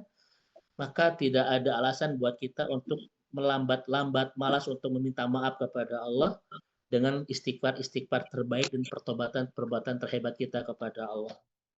Ya. Nah, ini Ibu dan Bapak yang semoga Allah rahmati dan Allah berkahi terkait dengan Allah Al-Mudil. Semoga Allah Subhanahu wa taala, Ibu dan Bapak sekalian, memuliakan dunia kita dan memuliakan akhirat kita. Kalaupun Allah menghinakan hati kita dengan kekecewaan dan lain sebagainya di dunia ini, itu Allah sudah menunjukkan kepada kita bahwa kita harus kembali ke ukuran kita yang sebenarnya. Kita ini lemah dan dhaif tanpa Allah, ya. Dan ketika Allah memberikan ujian dalam kehidupan kita, Bapak Ibu, kata Imam Ibnu Taimiyah, mungkin itu cara Allah ingin membersihkan dosa-dosa kita dan ingin membuat kita kembali kepadanya. Seperti itu. Ini mungkin yang disampaikan Ibu dan Bapak ya di kajian hari ini terkait dengan Allah Al-Mudil. Saya persilakan kepada Dr. Wedi. Jazakallah khair Pak Ustadz Dedi. Ya, Bapak Ibu sekalian, barusan kita simak ya mengenai kaitan dengan Allah Al-Muzil. Tentunya banyak hikmah yang bisa kita dapatkan dari apa yang disampaikan dari Ustadz tadi. Kunci tadi yang disampaikan terakhir Ustadz tadi disampaikan adalah perbanyak istighfar ya Ustadz ya. Baik, kita buka sesi diskusi. Sekiranya ada yang ingin bertanya. Ustadz, ini ada yang bertanya di kolom chat Ustadz. Assalamualaikum Ustadz, izin bertanya, bagaimana kita membangkitkan diri kita pada saat di titik terendah saat mendapatkan musibah atau ujian Ustadz? Baik. Memang kalau orang kan begini Pak Dokter ya, kita ini mudah menasehati orang lain ketika masalah itu tidak menimpa kita ya. Tapi ketika masalah itu menimpa kita, karena kita pun lemah ya, ingin dapat nasihat dari orang lain. Itulah fungsinya kita tawasau bil haq, tawasau bisabr. Kita saling menasihati begitu ya. Sekarang mungkin saya, Bapak Ibu, lancar menasihati orang yang sedang mendapatkan musibah. Tetapi ketika saya dapat musibah, bingung harus gimana gitu ya. Karena begitu ya. Itulah pentingnya kita saling, Bapak Ibu ya, tawasau al-musyarakah fil khairat begitu, untuk saling.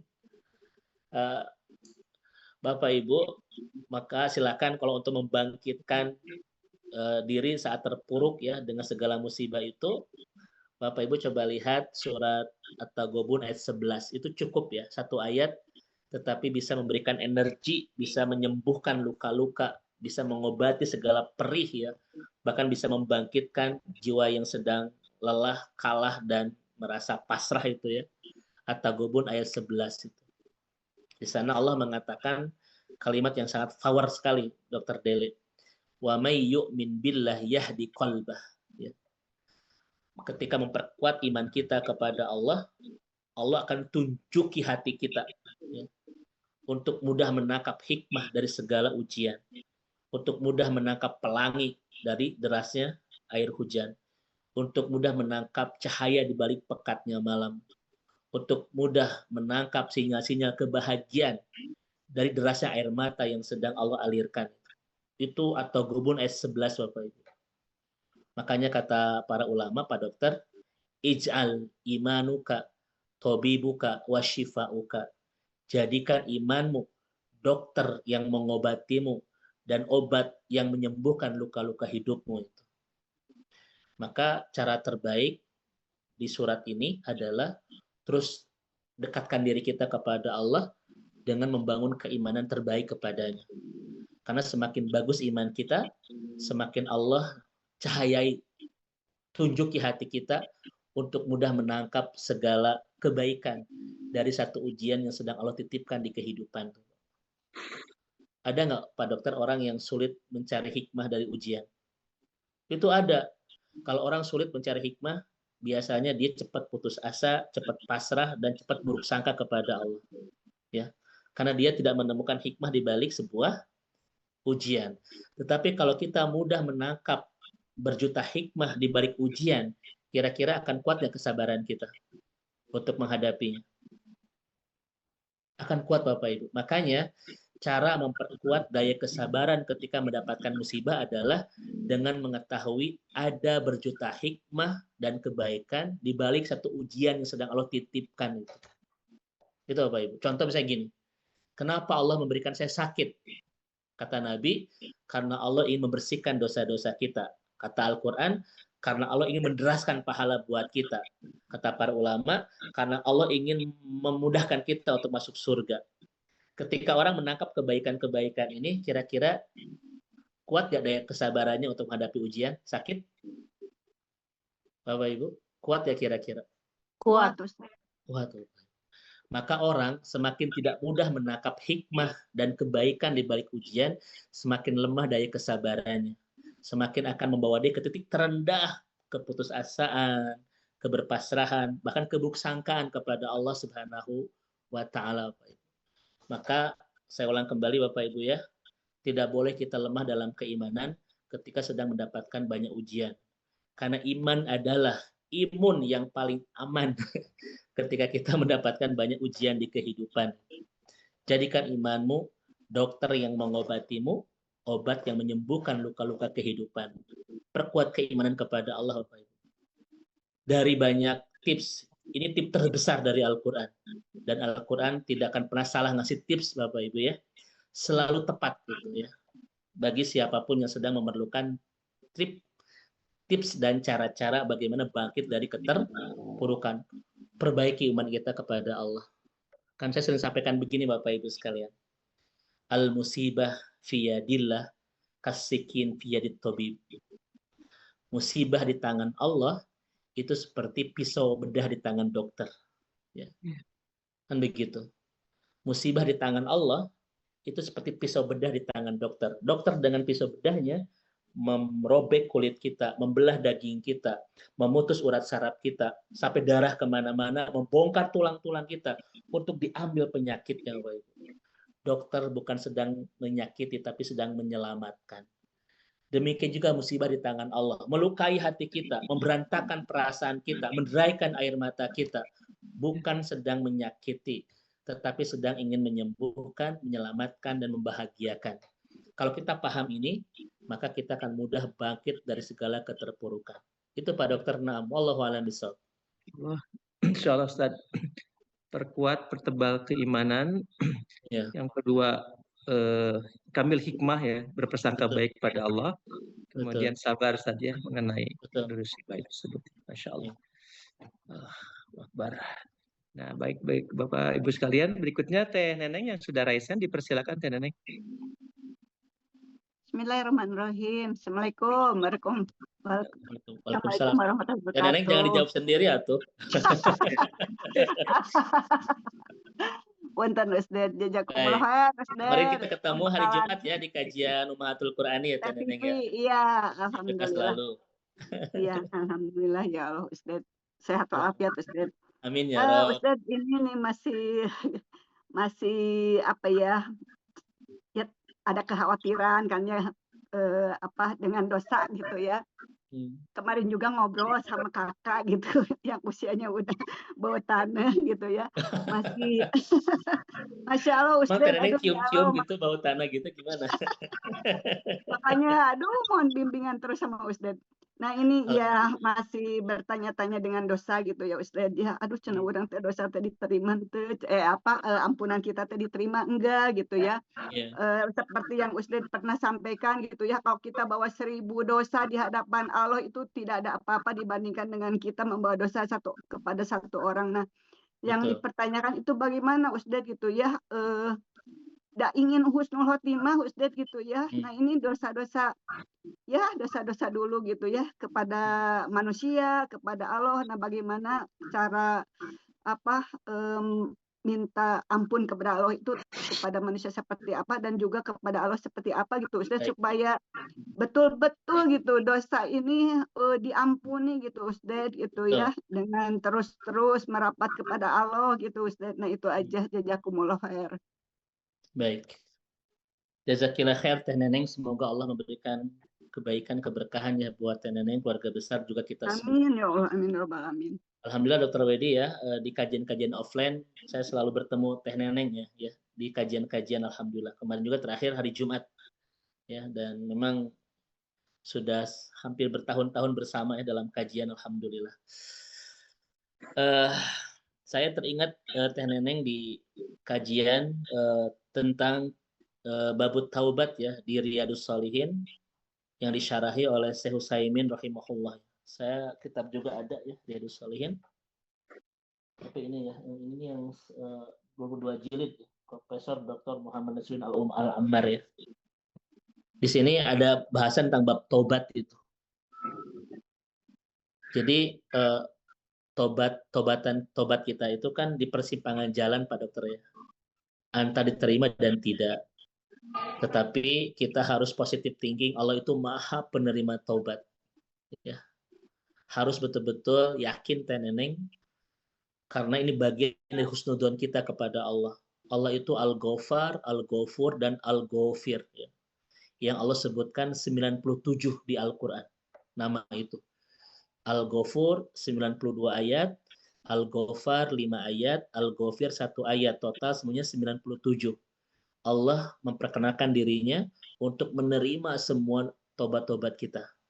Maka tidak ada dosa yang tidak akan pernah Allah ampuni Pak Dokter ya. Itu harus menjadi keyakinan orang-orang beriman. Kita punya Allah yang Maha menerima tobat kita sebesar apapun kesalahan kita di masa lalu. Demi Allah tidak ada dosa yang tidak akan pernah Allah terima. Semuanya Allah terima. Bahkan lautan ampunan Allah itu seperti samudra yang teramat luas, tidak memiliki batas pantai dan batas tebing. Sama sekali tidak ada batas pantainya. Luasnya ampunan Allah untuk menerima dan memaafkan semua dosa-dosa kita. Bahkan Allah Teh Neneng tidak kesulitan untuk mengampuni dosa-dosa kita sebesar apapun dosa yang pernah kita lakukan itu. Ya. Tidak ada kesulitan bagi Allah untuk memaafkannya. Bahkan di sepertiga malam, Pak Dokter ya, dalam hadis Muslim, Allah itu datang di sepertiga malam, setiap malam menemui kita untuk memaafkan semua dosa-dosa kita. Setiap malam, Teneneng. Hadis Muslim. Bahkan di An-Nisa 27-28, tidak ada yang paling Allah inginkan dalam hidup kita, kecuali hanya ingin memaafkan semua dosa-dosa kita. Allah itu cuma hanya ingin itu. Al-Quran 30 juz, 114 surat. Tapi An-Nisa 27-28 itu menjelaskan cuma satu hal, Ustaz Ginanjar. Allah tuh hanya ingin memaafkan dosa-dosa kita. Saking inginnya memaafkan dosa-dosa kita, Nenek, Allah turun setiap malam di sepertiga malam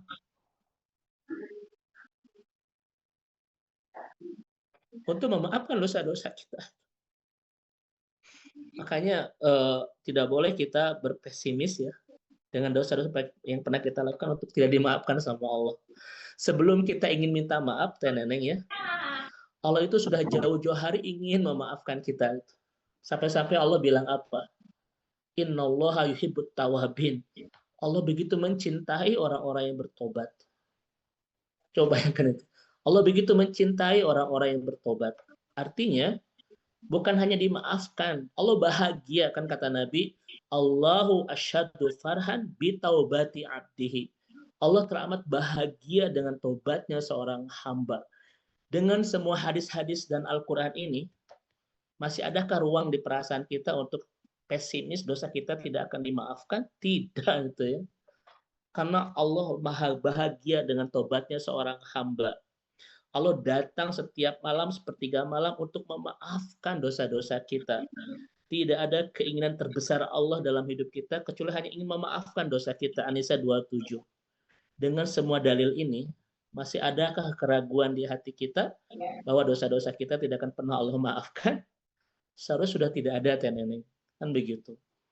Nah, oleh karena itu, Syekh Utsaimin rahimahullah itu memberikan penjelasan bagaimana supaya dosa kita diterima Allah. Satu, an-nadam ala ma fata minal ma'asi. Kita senantiasa terus menyesal dengan kemaksiatan yang pernah kita lakukan di masa lalu. Bagaimana caranya? Teneneng bisa mendawamkan doa Nabi Adam. Rabbana dolamna anfusana wa illam tagfir lana wa tarhamna lanakunanna minal khasirin. Ini adalah sebuah doa yang menggambarkan adanya kesedihan dan penyesalan kita akibat dosa-dosa kita di masa lalu. Nah, ini yang pertama kata Syekh Utsaimin. Yang kedua adalah al-azam ala adamil audah ilaiha. Betul-betul minta pertolongan kepada Allah agar kita tidak pernah kembali ke masa lalu di mana kita pernah berkhilaf kepada Allah. Bertekad untuk tidak pernah mengulangi lagi kesalahan-kesalahan kita di masa lalu. Dan yang ketiga, kata Syekh Utsaimin, Teneneng, yaitu hari-hari dan waktu-waktu yang tersisa ke depan isi dengan kesibukan amal soleh. Karena kata Allah, al-hasanah yudhibna sayiat, bahwa kebaikan-kebaikan itu akan menghapus segala keburukan kita di masa lalu. Ini kesibukan kita, Teneneng. Terus kita minta maaf segala kesalahan kita. Yang kedua, minta tolong dikuatkan oleh Allah agar tidak pernah kembali ke masa lalu. Dan yang ketiga, fokus membangun dan memprogram amal-amal soleh di masa depan sampai waktunya kita berpulang. Insya Allah dengan tiga ini tidak ada dosa yang tidak akan pernah Allah maafkan. Ya. Ini kita harus bahagia punya Allah yang begitu mudah memaafkan dosa-dosa kita sebanyak dan sebesar apapun itu. Ya, Masya Allah. Itu mungkin Pak Dokter. Allahu a'lam. Jazakumullah khair, Ustaz. Jazakumullah khair. Kembali lagi Ustaz ya, berprasangka baik pada Allah. Allah akan mengampuni segala dosa-dosa kita. Seperti itu. Izin Ustaz, karena belum ada yang bertanya, saya izin bertanya Ustaz. Tadi Ustaz sampaikan bahwa salah satu dari Allah menghinakan umatnya itu adalah dicabutnya ketentraman hati Ustaz ya. Ketika misalnya kita beribadat, sholat tidak tentram, kenikmatan dalam beribadat dicabut gitu kan ya.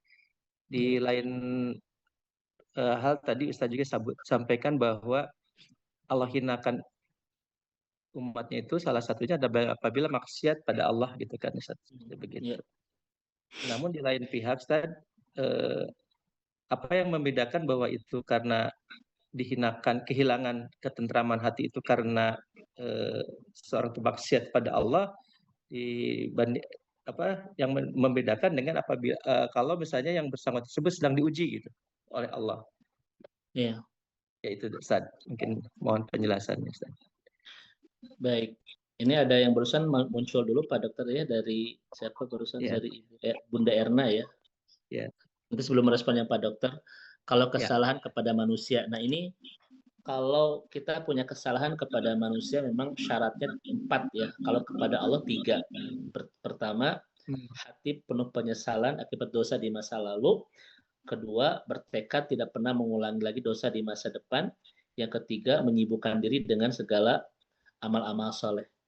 Oh, ya. Namun kalau hubungannya terkait manusia ya, buat Bunda Erna Teh Neneng, itu kalimat Yahya bin Mu'az itu adalah hatta istahallahu, sampai dia menghalalkannya. Nah, tidak mungkin ada kalimat penghalalan dari dia kalau kita tidak minta maaf. Makanya kalau kita sempat dan memungkinkan kita minta maaf kepada orang yang pernah kita salahi Pak Dokter ya. Nggak apa-apa kita merasa sungkan di dunia agar kita tidak punya masalah kelak di akhirat. Karena segala urusan di dunia yang tidak selesai terkait dengan hablum minanas itu Allah akan selesaikan di akhirat Pak Dokter ya, di sebuah tempat namanya kontoroh itu. Nah ini mengkhawatirkan karena khawatir nanti kebaikan-kebaikan itu diambil ya oleh banyak orang sehingga kita itu potol Pak Dokter ya, muflis, bangkrut begitu. Maka selesaikan. Bahkan kata para salafus saleh itu Pak Dokter, sebelum kita tidur minta maaflah kepada Allah dan minta maaflah kepada orang-orang yang pernah kita sakiti. Karena kita tidak tahu di tidur manakah mata kita akan terpejam untuk selamanya. Kan begitu. Ya. Nah, kemudian tadi Pak Dokter, Masya Allah, menyampaikan pertanyaan terkait dengan bab Allah menghinakan Pak Dokter. Jadi kalau kita berbuat maksiat, Ibu dan Bapak sekalian, Allah itu akan memberikan adillah, ya, kerendahan, kehinaan berupa luka, ya, ujian, air mata, itu akan Allah berikan. Tetapi semua itu bukan karena Allah benci, tetapi Allah ingin kita kembali kepadanya. Dan memang kaidahnya ar-ruju' badal musibah ar-ruju' ilallah. Kalau orang sudah mendapatkan musibah dengan dijatuhkan tadi Pak Dokter ya, itu dia pasti akan kembali berlari menuju Allah Subhanahu wa taala, kan begitu. Nah, Pak Dokter, salah satu tanda Allah menghinakan seorang hamba itu ketika berbuat maksiat, dicabut rasa nikmat ibadahnya juga itu. Jadi dicabut rasa nikmat ibadah itu ada penghinaan dari Allah Bapak Ibu sekalian. Ketika kita banyak maksiat. Makanya kalau Bapak Ibu kalau ingin tahu seberapa banyak kemaksiatan kita, maka lihatlah perasaan kita ketika berbuat ketaatan, nikmat atau tidak. Karena kalau kita banyak dosa, itu hambar Pak Dokter, tidak terasa nikmat ibadah itu. Karena kemaksiatan itu menghilangkan kelezatan semua ketaatan itu. Ya. Kan ibadah itu Pak Dokter ya, kata ulama itu seperti kita apa ya? Seperti kita sedang mencicipi sebuah makanan yang nikmat gitu. Ibadah itu ya. Makanya kan banyak orang-orang yang sudah nikmat tahajud Pak Dokter ya, sudah nikmat ini, sudah nikmat itu. Karena itu nikmat sekali ya. Tetapi ketika berbuat maksiat, Allah hilangkan kenikmatan itu. Makanya al-maksiyah itu Pak Dokter izalatu laddatit to'ah. Kemaksiatan itu penghilang segala kenikmatan dalam ketaatan. Tetapi itu pun cara Allah Pak Dokter menjatuhkan kita ketika berbuat maksiat. Maka cara Allah menjatuhkan kita ketika berbuat maksiat itu banyak. Satu, disempitkan hati kita, ya, disempitkan rezeki kita, tidak baguskan rumah tangga kita, dimasalahkan anak-anak kita, dicabut kenikmatan ibadah kita. Aduh banyak itu ya.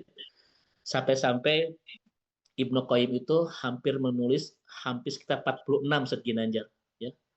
46 dampak Pak Dokter kalau kita berbuat maksiat kepada Allah. Itu semua cara Allah menjatuhkan kita, menghinakan kita. Tetapi ini bukan menghinakan dalam arti Allah benci, Pak Dokter ya. Agar kita kembali kepada Allah dengan pertobatan terbaik kita. Ya. Itu mungkin Pak Dokter. Ya, baik.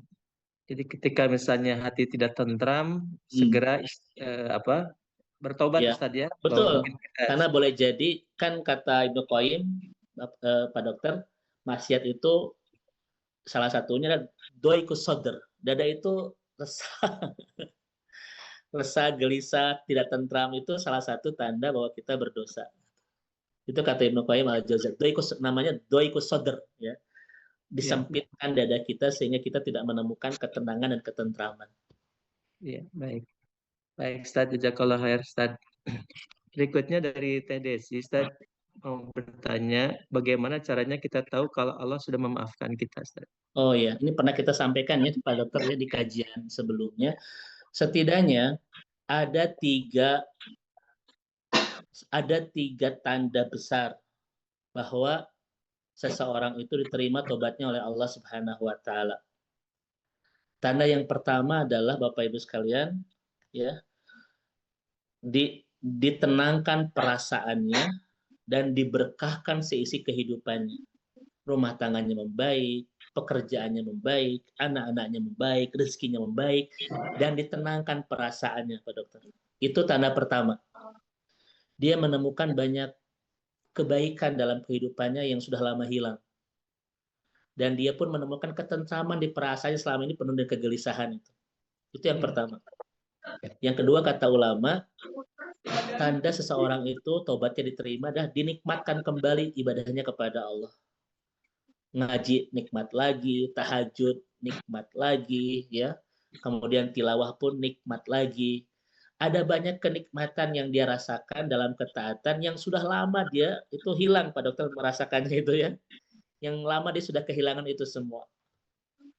Makanya Bapak Ibu, orang itu kalau semakin banyak dosanya, semakin tidak nikmat ibadahnya. Makanya kalau orang sudah tidak nikmat ibadah, kira-kira mudah nggak Pak Dokter meninggalkan ibadah itu? Mudah kan? Ya. Kenapa orang tidak tertarik dengan ngaji? Kenapa tidak tertarik dengan tahajud? Kenapa tidak tertarik dengan amal ini, amal itu? Bukan karena amal itu tidak ada kenikmatan, tetapi Allah sudah mencabut perasaan nikmat di dirinya terhadap ibadah itu. Makanya dia nggak tertarik itu. Akibat apa? Dosa, Bapak Ibu. Akibat dosa. Dan yang ketiga, tanda seseorang itu tobatnya diterima Allah, ini tanda terbesar ya. Yang lain turunan ya, Bu Tuti ya. Ini cuma yang besar-besar saja. Yang lain cuma turun-turunan saja. Yang ketiga adalah dia semakin dinikmatkan untuk bersama orang-orang soleh. Itu Bapak Ibu, kalau Allah itu menerima taubat seorang hamba, Allah itu hadirkan orang-orang soleh dalam kehidupannya itu untuk menjadi sahabat, bestie, circle ya, begitu, menjadi BFF, best friend forever. itu nikmat, karena tanda orang yang banyak maksiat itu lihat dalam persahabatannya Pak Dokter, bersahabat dengan orang-orang yang ya mohon maaf Bapak Ibu ya, ghibah ini itu tanda-tanda orang itu banyak dosa itu. Makanya orang itu kalau banyak dosa akan kelihatan siapa yang membersamai dalam persahabatannya itu. Nah, orang-orang yang diterima tobatnya itu nikmat kembali berhimpun iman bersama orang-orang soleh. Kenapa? Karena kata Abu Darda, ketika kita berbuat kemaksiatan, Allah hujamkan perasaan risih di hati kita bersama orang-orang soleh, dan Allah pun menghujamkan perasaan tidak suka di hati orang-orang soleh kepada kita. Jadi nanti akan banyak terpisah, Pak Dokter. Tetapi nanti ketika Allah terima tobatnya, Allah himpun kembali dia bersama orang soleh dan dinikmatkan kembali untuk membangun persahabatan dengan mereka itu. Ya, itu tanda Allah menerima tobat seorang hamba. Wallahu a'lam bishawab. Insyaallah, Ustaz. Ya, semoga Ustaz silaturahim kita dalam kaitan dengan kajian ilmu yang tiap akhir pekan ini salah satu cara Ustaz ya untuk bisa menumbuh suburkan iman kita, menambahkan keimanan, kesolehan kita gitu kan Ustaz ya. Amin. Kemudian mengingatkan kembali apa yang terhadap dosa-dosa yang kita punya ya, seperti itu. Nuhun Ustaz, terus dampingi dengan kajian-kajian yang hikmah ini. Mudah-mudahan orang sadayana bisa istiqomah untuk selalu menghadiri kajian setiap hari pekannya. Amin. Jadikan kajian Amin. sore hari setiap akhir pekan ini kayak seperti kita mengecas keimanan gitu kan ya. Ketika Amin. keimanan kita sudah low bed, tadi Ustaz bilang hati kita menjadi tidak tentram, ibadah kita tidak nikmat gitu kan. Jangan-jangan itu adalah salah satu tanda bahwa kita sudah maksiat pada Allah gitu ya. Betul. Dengan dicas seperti ini mudah-mudahan kita akan kembali bahwa kita harus kembali lagi pada Allah gitu kan, seperti itu. Amin. Baik Bapak Ibu sekalian, karena mungkin waktu juga Ustaz, dipersilakan untuk menyampaikan summary-nya, take home message-nya pada kajian sore hari ini. Dipersilakan. Baik. Ibu dan Bapak yang semoga Allah rahmati dan Allah berkahi, sahabat surga yang semoga kita dibersahabatkan oleh Allah, dibersamakan sampai ke surga. Dari nama Allah Al-Mudil ya, ada banyak pelajaran yang bisa kita petik Bapak Ibu sekalian. Yang pertama, ketika Allah memberikan kita kekecewaan, kegagalan, ketidakberhasilan, keinginan-keinginan yang tidak terpenuhkan, itu cara Allah untuk menyadarkan kita bahwa kita ini lemah. Kita ini manusia yang lemah, tanpa Allah kita tidak bisa apa-apa, tidak bisa berbuat apa-apa, dan bukan siapa-siapa. Ya. Ini yang pertama, mengajarkan kita untuk tidak membesarkan diri ya di hadapan Allah dan makhluk-makhluk Allah Subhanahu wa taala. Ini yang pertama. Yang kedua, ketika Allah memberikan kehinaan dalam hidup kita dengan musibah, ujian, air mata, luka, kesedihan, itu mungkin isyarat dari Allah sebagaimana kata Imam Ibnu Taimiyah rahimahullah, itu cara Allah untuk menegur kita bahwa ada sebuah kesalahan dan kemaksiatan yang pernah kita lakukan dan Allah ingin menyuruh kita untuk kembali kepadanya, meminta maaf dan memperbaiki hubungan dengan Allah Subhanahu wa taala. Makanya Ibnu Taimiyah itu Pak Dokter kalau ada masalah ya, ada ujian, segera yang dia evaluasi adalah hubungan dia dengan Allah. Karena pasti itu penyebab utamanya begitu. Ya, kalau Allah tidak menegur ketika kita berbuat kesalahan, kita tidak punya momentum kan untuk kembali kepada Allah memperbaiki keadaan. Dan yang terakhir tentu saja Bapak Ibu sekalian, dengan nama Al-Mudil, Allah yang maha menghinakan ini, kita jangan jauh-jauh dari Allah agar kita tetap dalam kemuliaan. Terus memperkuat kebergantungan, kebersandaran, keberpasrahan, keberharapan kepada Allah, maka kita yang lemah ini akan senantiasa dimuliakan oleh Allah. Maka Bapak Ibu mendekat kepada Allah itu sumber kemuliaan dan menjauh dari Allah itu sumber kehinaan, ya seperti itu. Semoga Allah Subhanahu wa taala memuliakan kita di dunia dan di akhirat dengan cara terus kita mendekat, merapat kepada Allah dan bertawakal kepada Allah Subhanahu wa taala. Itu mungkin Pak Dokter yang bisa disampaikan di kajian Al-Mudil di sore hari ini. Wallahu a'lam bishawab. Allah, jazakallah khair Pak Ustadz atas kajian yang luar biasa sore hari ini, juga pada Bapak Ibu sekalian. Semoga Allah senantiasa mengistiqomahkan kita dalam keimanan, keislaman. Baik Bapak Ibu sekalian, kita akhiri pertemuan sore hari ini dengan membaca hamdalah bersama. Alhamdulillahirabbil alamin. Doa kifaratul majelis. Subhanaka Allahumma wa bihamdika Asyhadu an la asyhadu an la ilaha illa anta astaghfiruka wa atubu astaghfiruka wa atubu ilaik.